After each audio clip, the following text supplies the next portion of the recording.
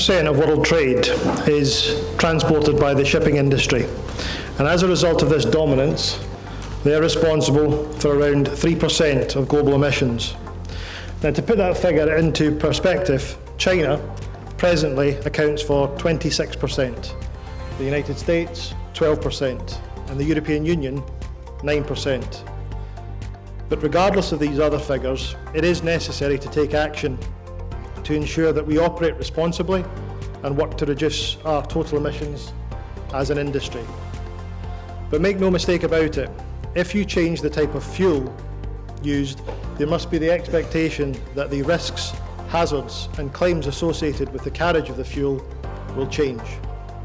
When casualties occur, this will alter the existing claims and legal landscape, and when it comes to dealing with these particular incidents. I will not be delving into the science behind these future fuels, nor discuss the sustainability, cost or availability of them. What I hope to provide you with by the end of this is a possible blueprint outlining the ramifications of using them. To do this, I'm going to have to look at the current fuel offerings and compare two types of claims we presently see: pollution and bunker claims. Pollution claims are certainly one of the biggest concerns for a club or an operator, and these claims fill us all with a sombre reminder of the damage fuels can do simply because of the polluting nature of current options such as low sulphur, diesel oil or gas oil. Moreover, they are very complex, challenging and costly to deal with, and do negatively affect operators' reputations. Liability also extends to losses suffered by shoreside, and we see claims coming from a variety of third parties such as tourism groups, fisheries and ports. Bunker claims are another type of dispute that we see frequently.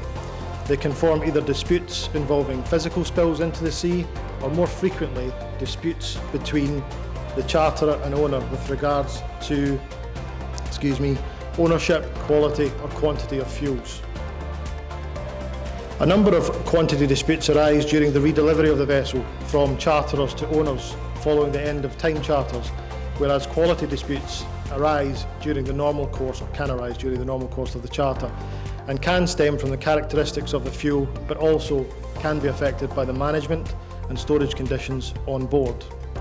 With fuels of the future, we need to think about what kind of environmental damage, quantum, qualitative and quantitative issues that we're going to face when it comes to either pollution or bunker disputes. Before we come to consider the main fuel contenders, I want you just to think about how you define a clean fuel in your head. What criteria is this measured against? Emissions? The pollution envelope of a vessel? Or human hazards? This becomes relevant when considering the composition of some of the fuels under consideration, as they may, for example, provide the reduction in the emissions that we're looking for. But should a casualty result, the bunker spilled may result in significant claims being incurred. The main fuels I will focus on here very, very briefly is LNG, methanol and ammonia. Firstly, LNG, liquefied natural gas. It's seen as very much a transition fuel. It's odourless, colourless and non-toxic in its liquid form. Methanol is highly flammable, having a low flash point of around 11 degrees Celsius. It is toxic if ingested or inhaled and can even be absorbed through somebody's skin. Ammonia is flammable and highly toxic. It can be very harmful to humans and marine life. Excessive exposure can lead to respiratory problems, blindness and even death. Whilst they all could produce lower emissions, there are safety, health and environmental concerns associated with their use. Now, before I look at LNG, I feel it appropriate and important to say that the LNG industry as a whole has an impeccable safety record. But if it's carried as a fuel, as it is, or can be, it's stored at very low temperatures, minus 160 degrees Celsius. Handling errors during bunkering could lead to crew members receiving cryogenic burns or frostbite during this operation. Sticking with the Sticking with the human issue, if there are any leaks, and taking into consideration the fact that it's odourless and colourless, it also displaces oxygen, and that could create an asphyxiation risk in confined bunker spaces. Should there be any large spills, several things could happen. Firstly, when the liquid makes contact with the air, some of it will turn back into its original state due to the temperature differential.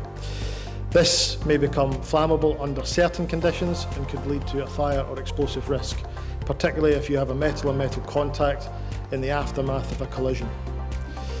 This represents a significant risk when using methanol as well as a fuel option. Secondly, when LNG makes contact with seawater, the temperature difference may cause issues if a vessel grounds or ruptures their bunker tanks in coastal or sensitive marine areas. We have seen vessels ground in the past, and an example I would highlight was a bulk carrier several years ago that grounded in the Great Barrier Reef. If the fuel had been LNG, the organisms on the reef may not have the ability to adapt to the sudden changes in temperature that would result. The bunker claims may also change, but this will be dependent on the type of fuel. So for example, we may see LNG having less of an impact on the marine environment when compared like for like with conventional fuel spills. Conversely, ammonia spills will have a similar or worse environmental impact and potentially human impact. We currently can at least deploy an oil boom to contain conventional fuels, and the same cannot be said for ammonia. However, large-scale discharge of ammonia as well as LNG and methanol needs further assessment to make a fully informed decision. A contractual issue that may present itself is that of a quantity dispute after redelivery of an LNG-fueled bulk carrier, for example. With the nature of LNG boil-off, a situation may present itself where there's a dispute over the LNG bunkers that have been redelivered after completion of a time charter. And we may see some parts of the well-established LNG chartering terms creeping into other areas of shipping, such as the bulk or car carrier industries. As these types of fuels are more actively used, we will see a change in the claims landscape. And this will be due in part to the fuel, but also due to the number of companies and individuals using them. These could potentially see a shift in the frequency and severity of pollution or people claims, but also see an increase in property-related claims and the third-party liabilities that surround them. For example, if something were to happen in a port with a residential area nearby, it could be catastrophic. I'd also like to point out that we currently have a very sophisticated way of dealing with pollution incidents through the Civil Liabilities Convention and bunker claims through the Bunker Convention. But pollution is precisely defined, and persistent oil as well. And the Bunker Convention doesn't currently deal with alternative fuels. At present, there are no other comprehensive legal structures that deal with the liability associated with pollution and bunker claims in the same way as the mechanisms that have just been mentioned. Although the HNS Convention is in the pipeline, it's not been adopted.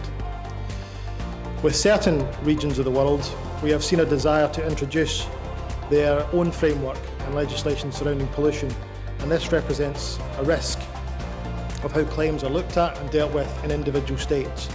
What it also does is move away from a more fractured system and can lead to uncertainty. It moves to a more fractured system and leads to uncertainty when dealing with claims in these areas. So let me just briefly summarise by emphasising that we are in the largest period of transition in modern times. The examples detailed earlier are a broad interpretation of what may happen, and as claims develop, we'll have a greater understanding of the risks involved and the disputes that may lie under the surface. Lastly, any fuel must also meet a number of criteria to ensure that the best option takes account of all aspects and to help us achieve the targets set by the IMO.